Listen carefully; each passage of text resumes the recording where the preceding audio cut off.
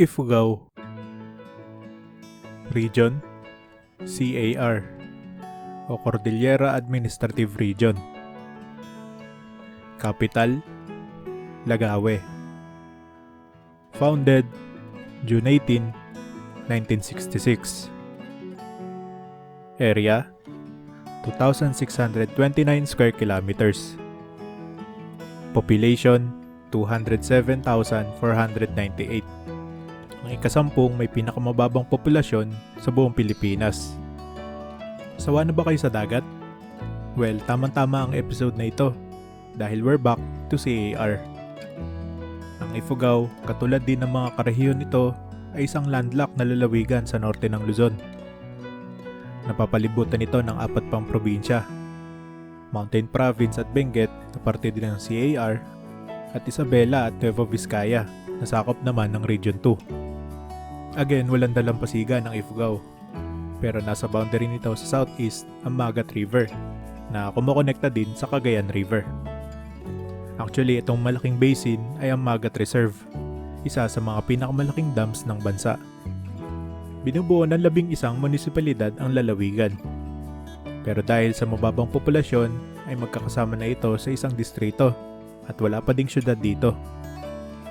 Surprisingly, ang kabisera na Lagawe ay pumanglima lang sa pinakapopuladong bayan ayon sa 2020 National Census.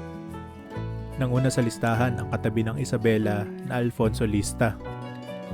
Si Lista ay ang pinakaunang mayor ng lugar noong kilala pa ito sa tawag na Putiya. Samantala, ang Hongduan na nasa tabi ng Mountain Province ang may pinakakaunting naninirahan. In terms of land area, ay ang Aguinaldo ang pinakamalaki at Hingyon ang pinakamaliit. Ang iba pang munisipalidad ay ang Mayoyaw, Banawe, Kiangan ang unang kabisera ng lalawigan, Lamut, Asipulo at Tinok. Siyempre, katulad ng ibang lalawigan sa Cordillera Region, ang Ifugao ay mabundok for the most part. At kung iyong matatandaan way back Benguet, ay nakikihati din ang probinsya sa Mount Pulag. Mas matataas ang kabundukan sa west side at mas nagiging kapatagan the more you go east. Ito ang dahilan kung bakit nilipat ang capital municipality from Kiangan to Lagawe dahil mas accessible ang huli. Ito din siguro ang dahilan kung bakit Alfonso Lista ang pinakapopuladong bayan. Wala pang sariling paliparan ang Ifugao. Ang pinakamalapit na mga airports dito ay ang Lawakan Airport ng Baguio City at ang Kawayan ng Isabela. Kaya by land lang talaga ang access mo papasok ng probinsya.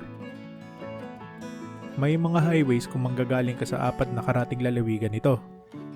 Ayun nga lang, magbaon ng bonamin kung may iluin sa biyahe dahil expected na ang paliko-likong daan kahit anong highway ang piliin mo. Maraming teorya ang pinagmulan ng pangalan ng probinsya. Ang isa ay galing daw ito sa Ipugo o from the hill. Ang I ay nangangahulugang nagmula sa at ang Pugo ay burol.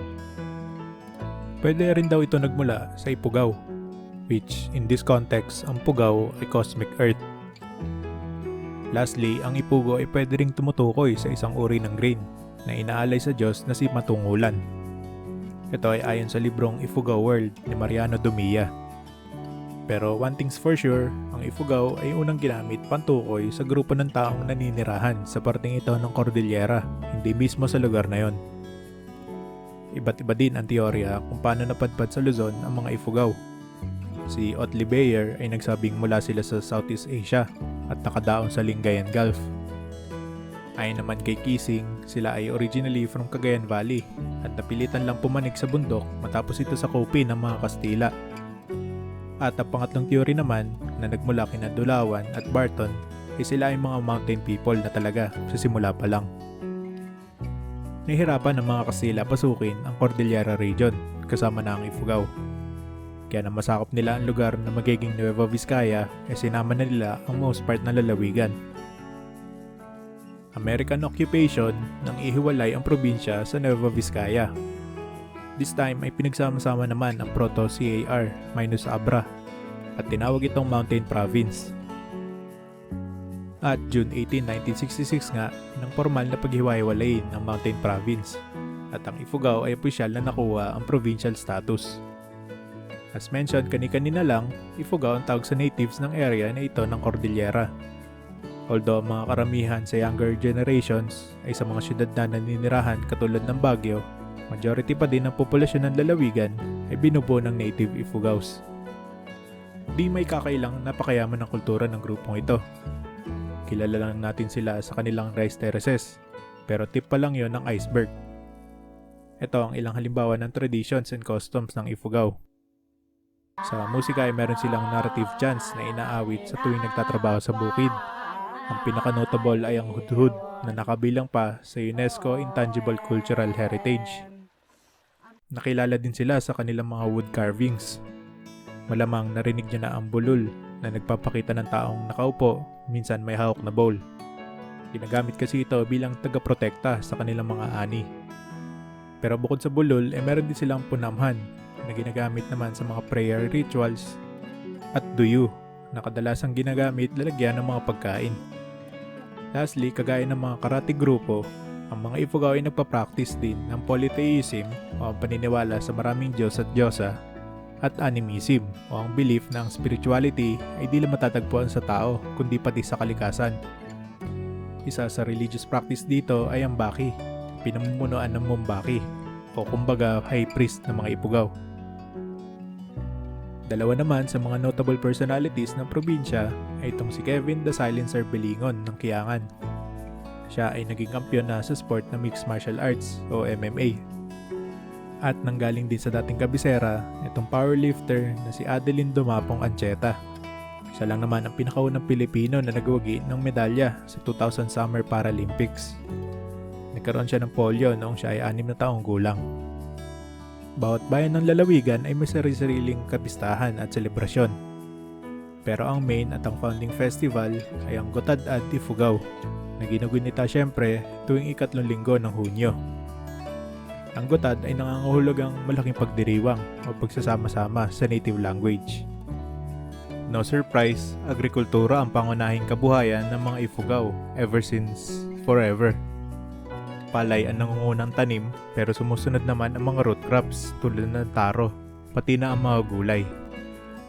Pero nito lang mga nakaraang taon, ayon sa datos ng Philippine Statistics Authority, ay ang service industry na ang nananaig as top contributors ng ekonomiya ng lalawigan, particularly construction, retail, at automotive repairs. With the culture and history this rich, ay expected na nagre-reflect din ito sa kanilang mga delicacies. Ilan sa mga standout Ifugao cuisine ay ang inlagim. Para itong pinigpikan na isa pang sikat na dish sa Cordillera. Ang manok, complete with its feathers, ay sinusunog patapos tanggalin ng balahibo ay saka sasabawan ito. Sa kakanin section naman ay meron sila ditong tinatawag na binakle. Ang malagkit na bigas ay dinudurog hanggang sa maging paste ito. Tapos tsaka i-steam na nakabalot sa dahon ng saging. Minsan ay inahaluan din ng kamote o linga. Ang binakle ay madalas din daw ialay sa mga bulol. At kung may pambara, dapat may panulak din. So sinasamaan ito ng baya, ang Ifugao version ng rice wine. Madako na tayo sa wonders ng Ifugao. Simulan natin sa mga notable mountains. Ang Mount Napulawan ng Humduan ang tinuturing ng maraming mountaineers na isa sa mga pinakamahirap daw akyatin na bundok. Pero sobrang rewarding naman kapag nakarating sa tuktok dahil sa karagatan ng ulap na makikita mo. Historically significant din ang Napulawan dahil dito huling nagkuta ang grupo ni na General Yamashita bago siya napasuko noong World War II. Sa Mayoyaw naman matatagpuan ang peak nitong Mount Nagchayan. Isa rin ito sa mga naging saksi sa sagupaan ng Hapon laban sa puwersa ng Pilipino at Amerikano noong gera.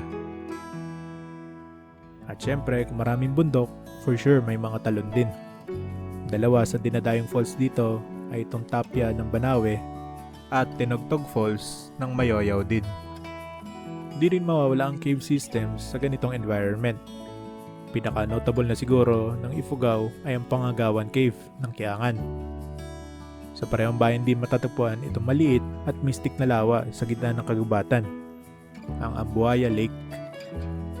Sa man-made wonders naman, makikita sa dating kabisera na Kiangan itong War Memorial para sa pag-alala na sa bayan naganap ang pagsuko na nabanggit kaninang si General Yamashita. At dito din matatagpuan itong Ifugao Museum kung gusto mo ng quick overview ng cultural at historical significance ng probinsya. Pero syempre, nakalaan talaga ang segment na ito para sa mga rice terraces ng probinsya.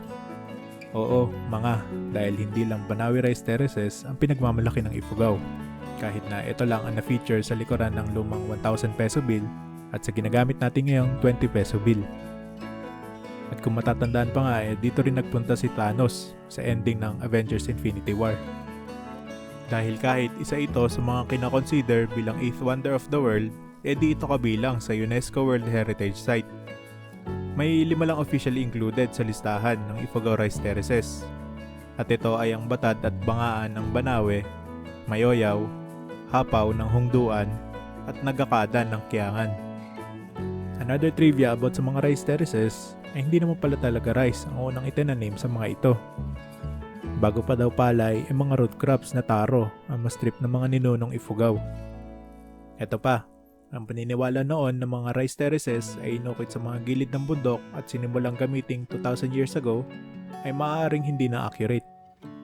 Recent studies suggest na mas malaki ang possibility na nagsimula lang ito 400 years ago. So doing the math, lalabas na panahon na ito ng mga Kastila. Pero kung iisipin, posible nga din naman dahil kung susundin ang isang teorya, sa panahon din ito napilitang magpunta sa mga kabundukan ang mga original Ifugaos dahil sa pagsakop ng mga dayuhan sa kapatagan. Kung ang pangalan ng lalawigan ay nagmula sa mga taong naninirahan dito, you just know that there's something about them na unique sa iba. Makikita pa lang sa mga rice terraces ng lalawigan na ang mga Ifugao people ay kayang-kayang mag-adapt sa anumang ibigay sa kanila ng kalikasan. Kaya sakay na, they surely know how to get around.